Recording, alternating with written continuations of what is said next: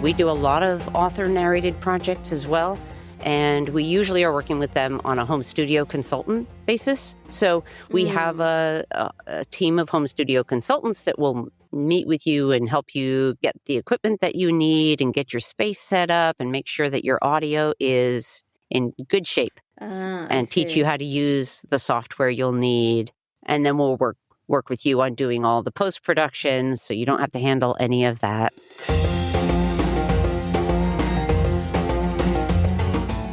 Hi friends, this is Read and Write with Natasha podcast. My name is Natasha Tynes and I'm an author and a journalist. In this channel, I talk about the writing life, review books, and interview authors. Hope you enjoy the journey. Hi everyone, and welcome to another episode of Read and Write with Natasha. Today I have with me Becky Parker Geist. She is the founder and CEO of Pro Audio Voices, which is a Portland-based company serving clients as a go-to place for audiobook production and marketing. She's also the producer of the soon-to-be released Amplify app that offers the highest royalties and most control to authors of audiobooks of any platform in the industry. Her debut novel, The Left Turn, Two Lives, Words Apart, is the first in the Split Universe series, which explores self-discoveries in new science. So, Becky, so glad to have you with me today. As a huge fan of audiobooks, I'm really excited and I have a lot of questions for you. So first, where do we stand when it comes to the audiobook industry? Well, yeah. So the audiobook industry has been growing for over a decade, and double-digit growth over those, 10 years. And it is showing no signs of slowing down. Okay. So there's still actually a lot of potential, in the market. It's not like the market is saturated by any means. And so I think we're just going to keep seeing this double-digit growth year after year. I don't know when that might slow down, but we do certainly. I see that when people start with audiobooks, most often they fall in love with the format, and it provides a lot of flexibility. It also provides a whole other level of performance that helps bring audiobooks to life, brings books to life.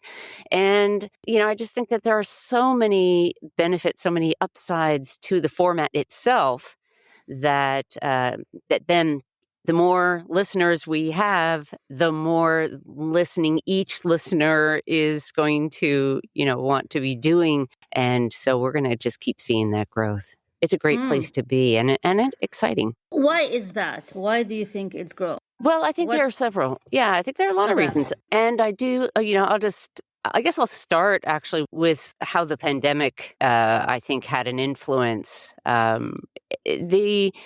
The fact that we can listen without having to have screen time these days in our world where we have so much, our eyes are so, spend a lot of time in front of a screen. And that can be tiring. So for one thing, it's a great way to be able to have that entertainment or that input, being able to read without having to use our eyes to do so. But I think for a lot of people, it's about how can I take in even more content? I hear that again and again from people, just because the format is so flexible, you can be doing something else physical with your body, your hands. Your mind can be off in another world or taking in some new information that you want to learn about. So I think just the flexibility of it is tremendously powerful and probably the biggest driving factor. What about the introduction of Bluetooth headphones? The fact that I'm not connected to my phone with a wire, for me personally, that kind of doubled my listening time because I leave my phone in the kitchen or upstairs and I go downstairs to do the laundry or whatever, and this is always plugged in. And in the past, just the fact that I had the wires and like it added an extra layer of friction. Yeah. Do you think that contributed to it? It probably does. Certainly, as you've experienced, it contributes to the enjoyment of the format. In terms of how much that may have impacted or be impacting growth, really hard to say, because I don't know that anyone's even studying that particular level of detail. But I think it's really cool that you brought that up, because you're Yeah, right. It's like the easier things are for us, because we're doing a lot of stuff. Our minds are busy, and our hands are busy, and the less friction we have in a correct. process, the Yeah. more likely we are to stick with it and grow with it. Yeah. Yeah, I mean, and AI as well, like Siri on the iPhone or Alexa on Amazon. Just the fact that you can like be running around and then like read or say the command and you're done. And like I'm a busy mom of 3 kids, Yeah. and for me, this in the car, or no, like even with not in the car, but everything I do is I ask Siri to do it. I ask Hmm. Siri to like when I listen to the book. So it really helped. So I'm just curious to see. So listening to books is not new, right? It's been on for a while. So I when we, let's say, 10 years ago or Hmm. more, when we used to go on road trips and stop by Cracker Barrel, there's always these, whatever, books on tapes. Yep. And it's like I used to look like I've never done it. I grew up in the Middle East and I moved to the US 20 years ago. So that was a new concept for me, that people will actually rent a book, put it in the car and listen to it. Yeah. And I always wondered about it. I was like, oh my God, that's a lot of logistics, because you have to find the next Cracker Barrel and all Hmm. of that. But it's not a new concept, right? But No, no. And yeah, if you think about it, kind of, it's maybe the oldest concept of all, because before we even had printing presses, what were we okay, doing? Oral storytelling. correct. It's how we share our Uh, histories. It's how we express what we're experiencing in life, and the storyteller is kind of like the shaman, right? The one who can yeah, weave those tales for us. So I think in many ways, it's the oldest form. And I find it fascinating that now that we are in a technological place where we can take that, and now, instead of it just being to the court or the group sitting around the campfire, we now have a way to make it so we can record a story in one place, one time and space moment, and it becomes available to millions of people in some other variety of time and space moments. yeah, Yeah. that's true. Because I remember my granddad, who passed away a long time ago. He never used to read to us, but he used to tell us stories, and he used to tell Yeah. us ghost stories. And funny, because I remember the ghost story, and I retold it last month as a ghost story at a camping trip.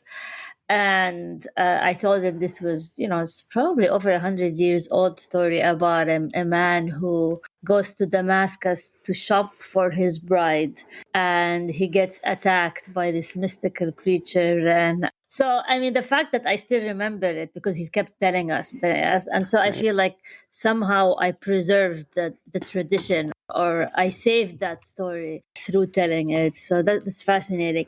Yeah. So I want to ask you about this platform, Amplify. Has it been released or It not yet? has. Yes, Okay. it If has. you can tell us a bit about it, because I'm really curious about it. Yeah. Yeah, yeah. We released the apps, Amplify Audiobooks. It's in both app stores they were both released in July of this year. So it's still fairly new in terms of that Oh, aspect of the platform. congrats. Thank you. Very exciting. And it's, for many years, I've been working in this industry and seeing how the model works for authors who are, getting their books into audio, spending all the time and money and energy to create the book, get it into audio, and then send it out into the world. And as authors, we want to be able to have an impact. We want to share those stories with the world. And what happens in the standard model is that we send them out there and we have no control over pretty much anything.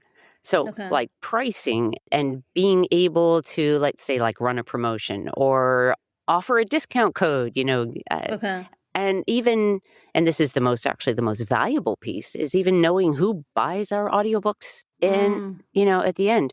So we have no way to reach out to those folks. We don't have a way to build community. And yet, we as authors know that that's one of the most powerful things that we can do. But all the tools are taken away from us. So I've always seen this as a problem and had not been until now in a position where I could make a difference in that. And so, our authors would come to us and say, well, how do I market my audiobook? And the tools were so limited because of this problem.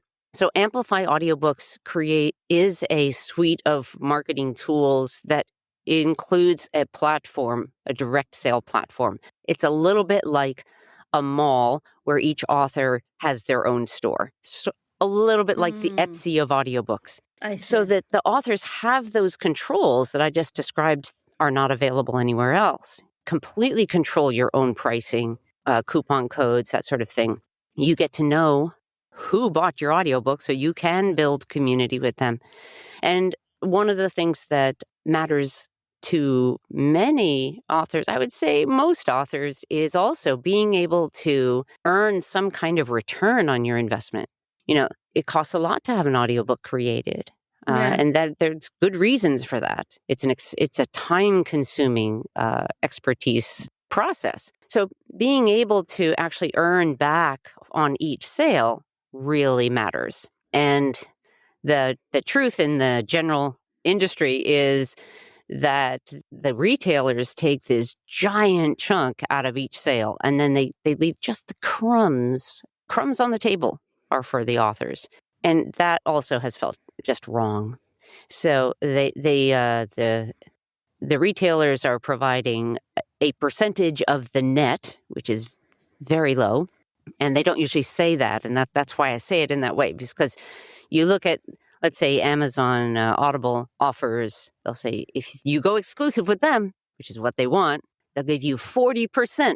They don't say of what, though. They don't say it's of the net. They say they just say 40%. So we'll all assume that means the gross price. And that's not real. So on Amplify Audiobooks, our authors get 65% of the gross price that they set. So it's a huge difference. It's on a real scale, it's like comparing somewhere between like 0 to 20% versus 65%, just because of that net and gross difference. What about, like, for me as an author, I would be worried about taking the risk and not being on Audible. I'm playing the devil's advocate here. Yeah, I know. Because for me, I'm subscribed to Audible, so I get the free credit. So, and when I think audiobooks, I just think Audible. I don't think anything else. Some people might think Libby, or they think now Spotify just launched a new thing. I read it yesterday. Yeah, they bought Findaway, so yeah. That's what I think. I just go, for me, I feel like it's a bit risky to go with a new platform where the audience still not there, don't you think? Well, we're not saying only be on Amplify Audiobooks. We're saying also be on Amplify Audiobooks. Because here's the thing, is that yes, you should be in all those places like Audible, where your listeners may look for your work. Absolutely. And that's what we encourage our clients to do. But the truth is that most people are only going to find your audiobooks when you're marketing, whatever marketing you're doing, your social media posts, your email marketing. So our marketing is essentially like directing traffic. Oh, hey, here's my audiobook. Would you buy it over here? Buy it over here. Right. Yeah. And it's in that direction, when we say buy it here, that you want to send them to your Amplify Audiobooks page and start to build your audience there. And it's true, that yes, we don't have as many people coming to Amplify Audiobooks yet because it is new. But it is through those marketing efforts of each author who's on that platform who are drawing more and more listeners to the platform. And in that smaller grouping, you're also become more discoverable. I see. So what happens if I go on both, on Audible and Amplify? What do I lose? Like if I don't sign exclusively with Audible, what? Yeah, you don't lose anything. You only win because you're adding a place. As I say, I think it's good to be in all the places where your listeners might show up, right? So by having a broad distribution and then also having that Amplify Audiobooks as a part of that broad distribution is really valuable, especially if you use it by pointing people to it when you're marketing. And also, it's, I think, wise to say, please buy it here and here's why, but it's also available at your favorite audiobook retailer. Okay. That way people know, oh, okay, well, if they're a subscriber somewhere, they're going to go there anyway. That's just natural. But there is a growing number of people that are leaning away from Amazon as their source. They recognize. I've been hearing that a lot on the podcast. Yeah. Especially independent authors. They're kind of right. Many of them are, frustrated with Amazon. Yeah. So, do you help authors create their audiobooks or just market them? We came into this, so I came into the audiobook industry as I had just gotten my MFA in acting. I came into it as a narrator. I mean, you have a great voice. Oh, thank you. It's like a perfect radio voice. Yeah. Yeah.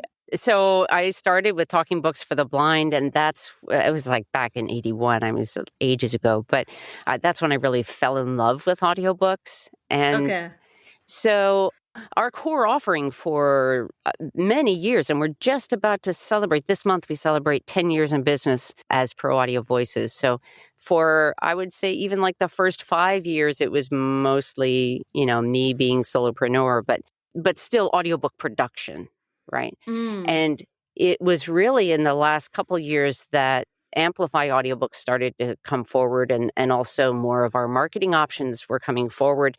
And they were all developed in response to what our clients were saying they needed. So as we listened to how, what they needed, how can we help, and do a lot of networking in the industry and outside the industry, marketing and other business kinds of things. And so I've been able to bring in a lot of expertise to help where our authors were asking for help. So yes, in terms of audiobook production, that's something that we love doing. You're still doing. Oh, yes, absolutely. Yeah. Okay. And everything from single narrator, full cast, children's books, nonfiction, fiction, the works. We love it. Okay. Yeah. So for the sake of anyone who's listening or watching, which is me. I'm an independently published author or self-published author. I wanna have my book as an audiobook. I'm a starving artist. Let's say this. I'm playing the devil's. I am a starving artist, but I'm also playing the devil's advocate. For me, the idea of spending thousands of dollars, if that is what I hear in the market for the audiobook, is a bit intimidating, and especially when that books do not sell that much. So how would you convince me to make that investment, and what kind of packages do you offer for self-published authors who don't have the backing of the big fours? I guess now they're big five or big four. Yeah. Big publishers. Yeah. Well, first of all, I guess I would say that we don't try to convince, because we want to make sure that it's going to be the right decision for each person. But what we will do is help you, look at your goals. What are your goals? And will having an audiobook help, could that help you achieve your goals? And one of the things that, you brought up the question about audiobook sales. Yeah. And this is the very place where Amplify Audiobooks makes such a difference. And because, authors haven't had the tools to be able to effectively market their audiobooks and get a return. So you could look at this, and people have in our industry, have looked at the problem of, authors aren't getting a return on their investment. Yeah. And how can we solve that? Well, some people, like BookBaby, for example, they went, well, we'll offer AI narration, because it's so much cheaper. And I don't see Uh-huh. that as a solution. I get that it might be for some people, but it's not one that I don't want to listen to an AI narrated audiobook. And I don't think that's the best thing for us as human beings to be. But can we tell? Can the audience tell it's AI? Yeah. Like when you listen to Siri, let's say Siri is narrating the book. Can you tell? It's not. Yeah, you can tell. And maybe some of us can tell more readily than others or more quickly, but I don't know. I mean, there's a whole other sort of philosophical aspect to that Yeah. that question. But in terms of looking at that problem, like how do we solve the problem of it being worth it to an author to do an audiobook?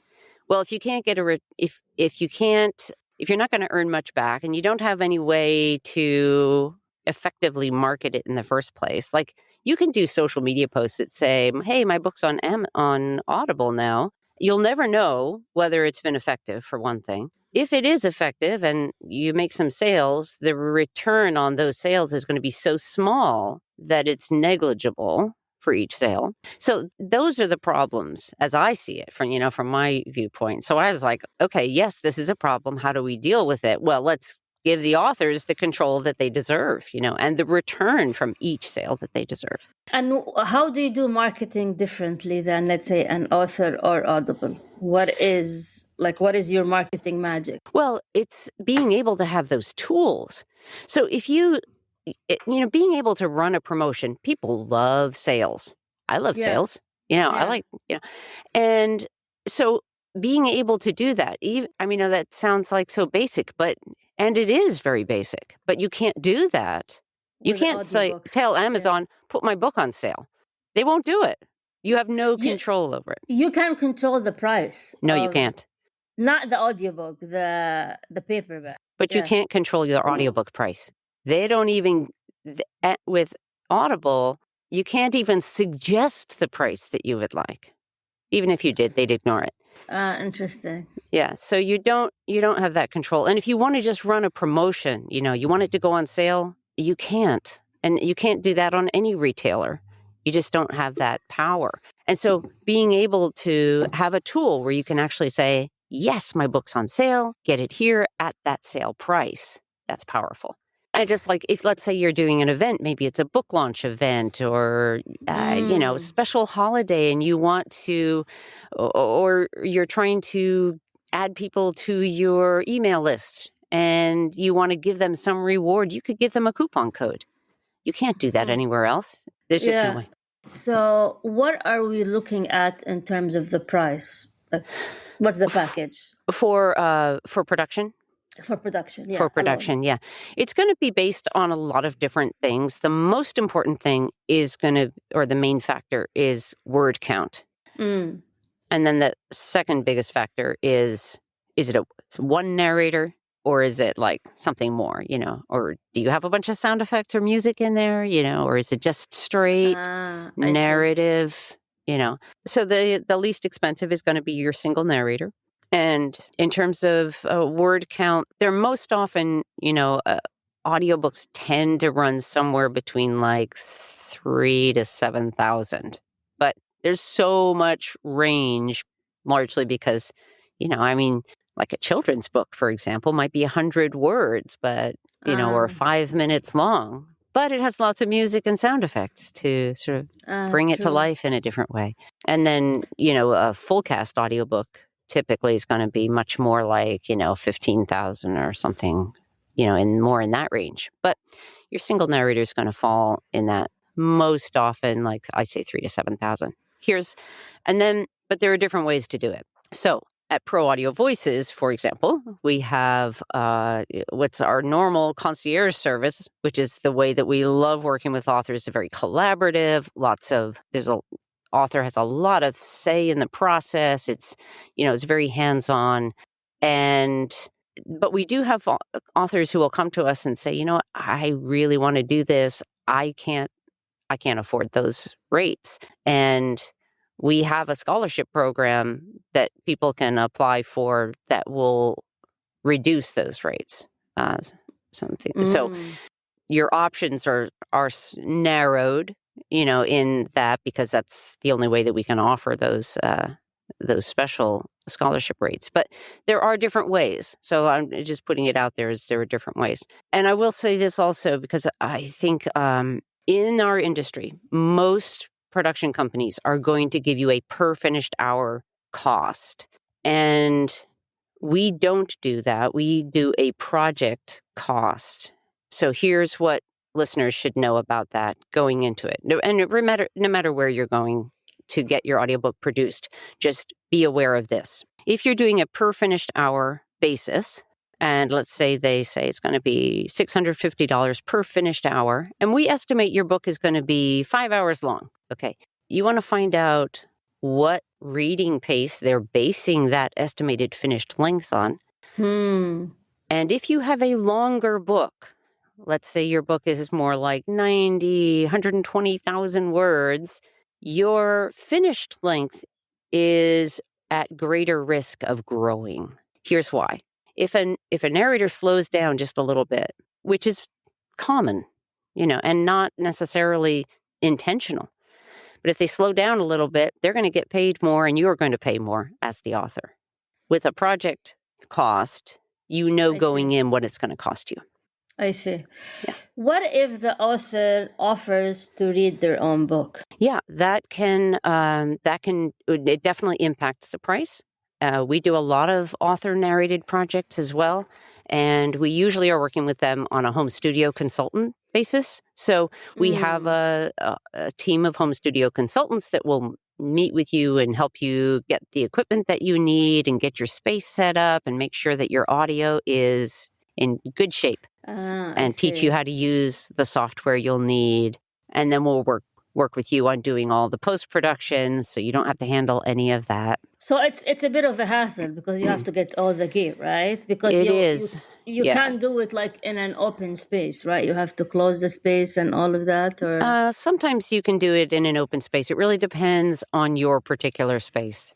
I mean, it gets there are sound engineers who geek out on this stuff. I am not one of them, but I have talked with some of our engineers, and they get into, the relative dimensions of your booth. Like, is it 2x3 or 2x4? Which way is your mic pointing? And I mean, it gets really, there is so much fascinating but technical elements of sound production that are impacted by all kinds of things. So it's not that necessarily any particular space is going to be better or worse, but they'll work with you with the space that you have to make it the best that it can be.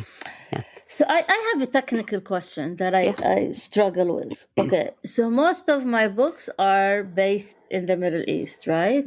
Or between the Middle East and the US.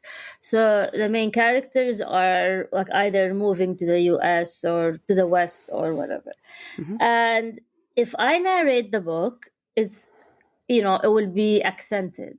Right. But it sort of mirrors the authenticity of the characters. But at the same time, I feel this might turn people off because they don't like to hear like an accented English narration. What are the pros and cons of this? Like, would I lose the authenticity, or what is your advice? Yeah, so I think that first of all, I wouldn't say that it would turn off your audience, likely, especially because your audience is choosing stories that, your character's going through that. So I think I wouldn't worry about that aspect of it at all. If you were worried about, like it to be a little bit lighter accent, for example, we can look for a narrator that is going to be able to provide that. Okay. But I do think that the accent would be very appropriate to the story based on what you're saying. Yeah. Yeah, because if I bring a narrator who has like a southern accent from Alabama, is not like it's not gonna work. No, Sorry. no. So You I gotta, mean, it's you always like, want to match the voice to the right project. Yeah, the right voice, right project. so Yeah. like who would you bring? I mean, that for me is like, how do you pick your the reason I'm asking this, like, how do you pick your narrators for each different topic? So Yeah.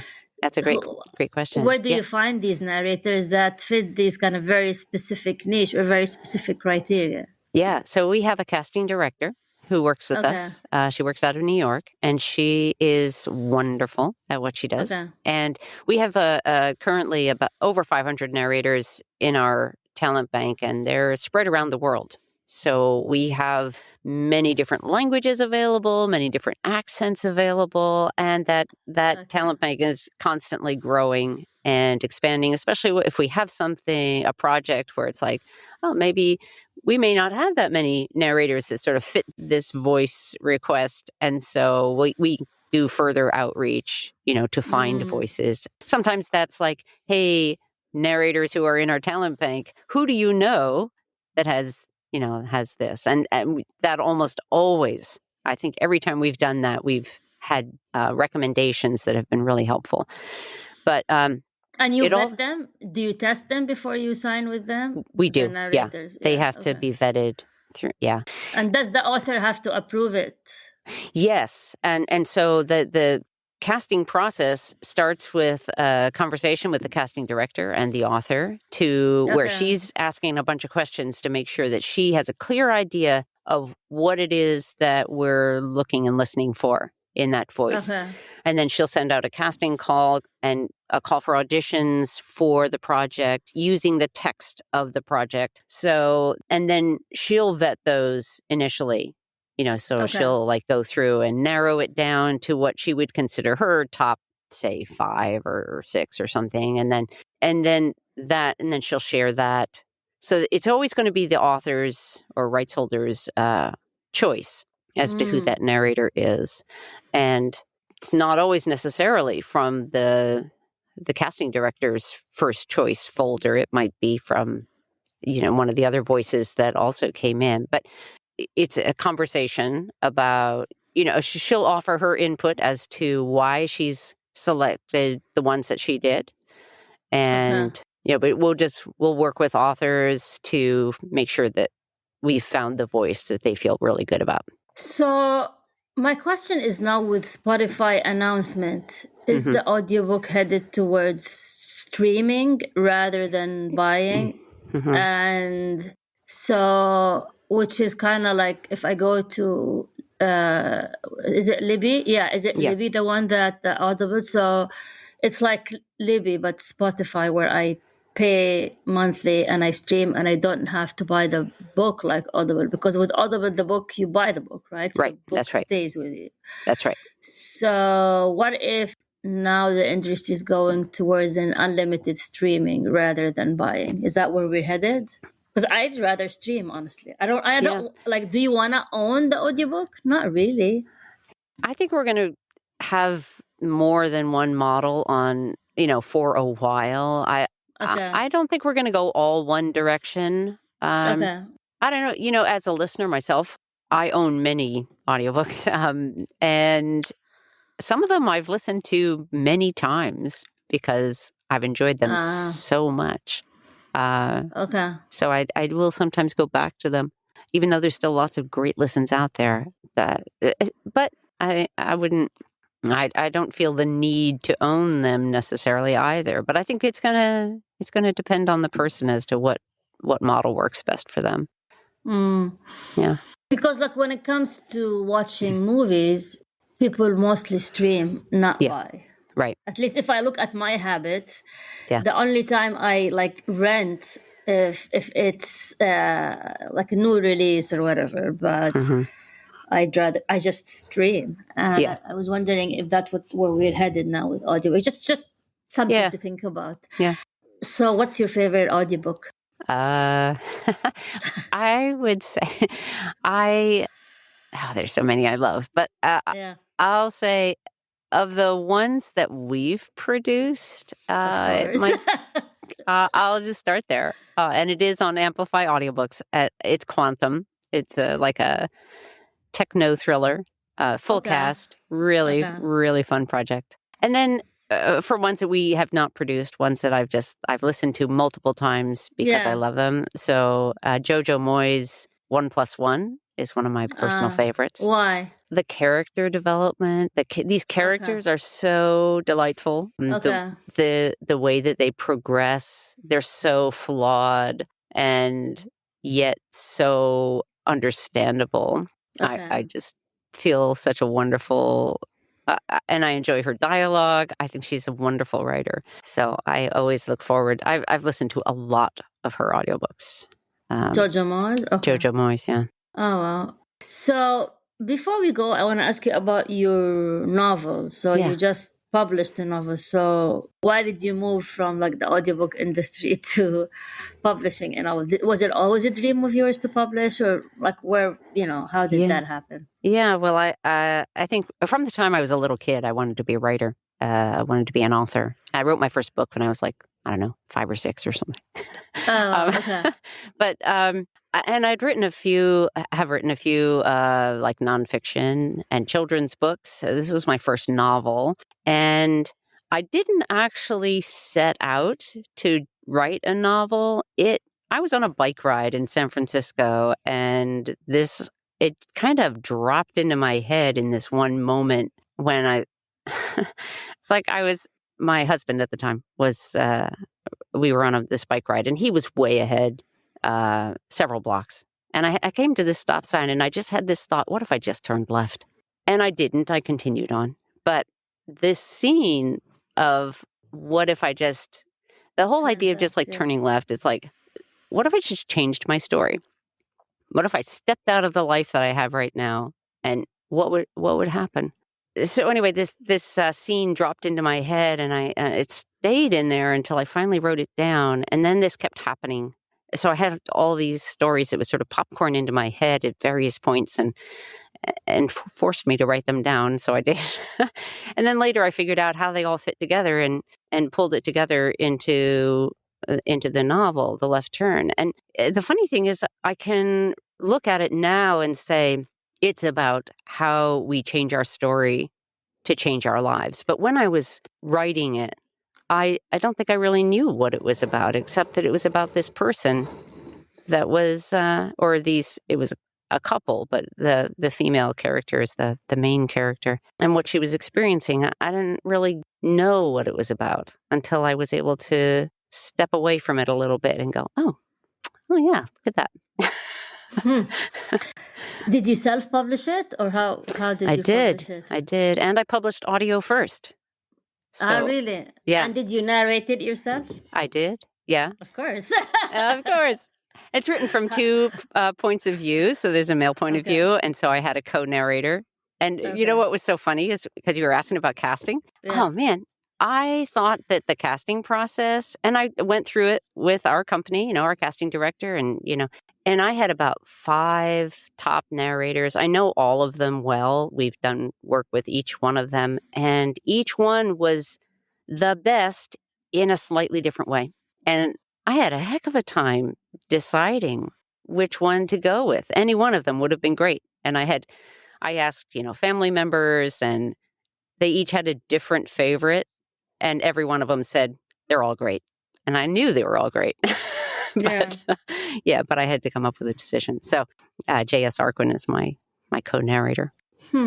I love listening to memoirs. I feel like memoirs, you have to listen to them, especially when the author is, because it's very intimate experience when you listen to somebody's memoirs while you're walking the dog. It was just, for me, I just finished listening to The Many Lives of Mama Love. I'm not sure if you heard about it. It's about a woman who was a heroin addict and then got into identity theft and went to prison, and how she turned her life around. And so it's her memoir, life in prison, all describing addiction. And it's such an intimate experience while I'm walking my dog in the woods that it's like I will always remember listening while walking the dog in the woods. It's really nice. Yeah.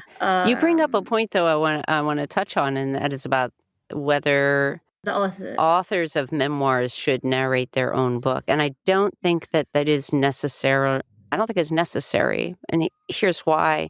But many authors expect that they should be the voice because it is Yeah. their story and very personal. And my experience has shown me that doesn't necessarily mean that the author is going to be the best narrator for telling their story.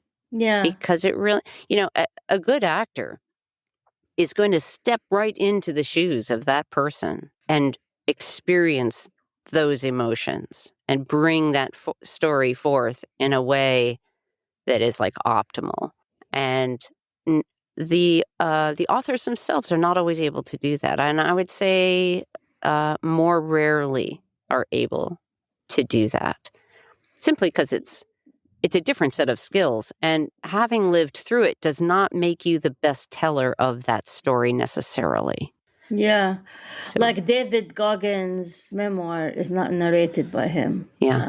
I'm listening to like 3 books at the same time. Yeah. But I'm also listening to David Goggins, David Goggins, who's and it's not narrated by him. And they did a very different format where they stop, he and the narrator, and is it the narrator or the ghostwriter, I think, and they just sit and discuss what we just listened. So it's kind of like a podcast / audiobook in one format. Yeah. So it makes it even more exciting to listen to it. So that was like the first time I hear such format for a memoir. But yeah, so Becky, this has been like amazing.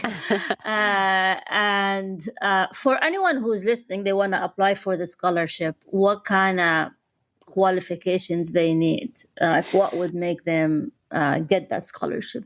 Well, Because we always like to help authors and anyone who's listening. Sure. To know about this possibility. Yeah. Yeah. Well, the first thing we're always going to start with is just a discovery call. We want to learn about your goals, Okay. and that is the first step in the process. And then as we move into a strategy call with an author, that is where we're really looking at, okay, what's going to best help you achieve those goals. And it's in that conversation there that if they feel like, if it feels like your content is something that we really care about bringing forth in the world, you have something that is valuable and important to say, and that is most often the case. But there are also times when, someone's like pushing some agenda that is not necessarily uplifting or helpful in the world. And so, they're not likely going to land in that. But so we want to look, are we in alignment? Are we trying to, help you have that impact that you want to have? And then it's a very simple application for that scholarship program. But it's mostly tell us why. Okay. Why should That's we good give to hear. you this? And I hope many people are hearing this, and I hope you get inundated with the application. We love audiobooks and we love authors, and one of our core values is impact. We want to have an impact in the world, and we know very, very well that the best way for us to have an impact is to help our author clients have an impact.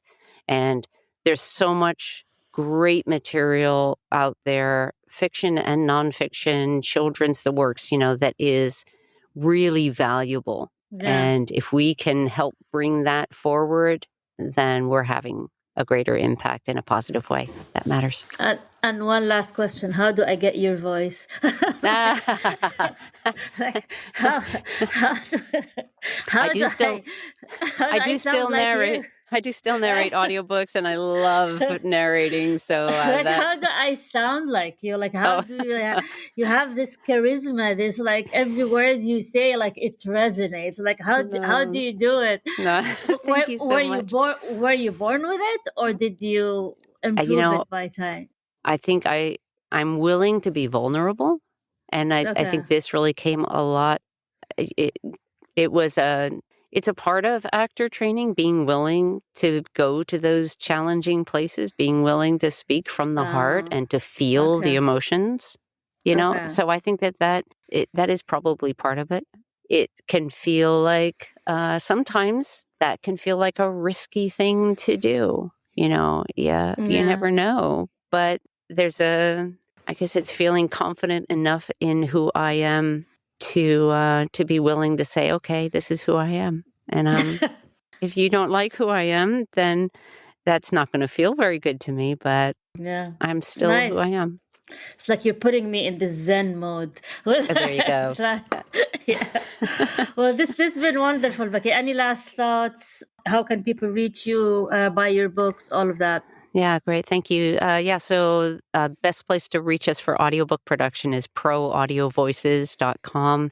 If you are an audiobook listener and you just want to go find out what's on that platform, Amplify audiobooks.com will take you straight to that, to take you straight there. And my author website is beckyparkergeist.com. You can find all of that just going to proaudiovoices.com. That's kind of our home base. Yeah. Sounds great. And thank you very much for your time, Becky. And for anyone who's listening or watching, thank you for joining us for another episode of Read and Write with Natasha. And until we meet again. Thanks so much. It's been fun. Thank you. Thank you for tuning in to Read and Write with Natasha. I'm your host, Natasha Tynes. If today's episode inspired you in any way, please take the time to review the podcast.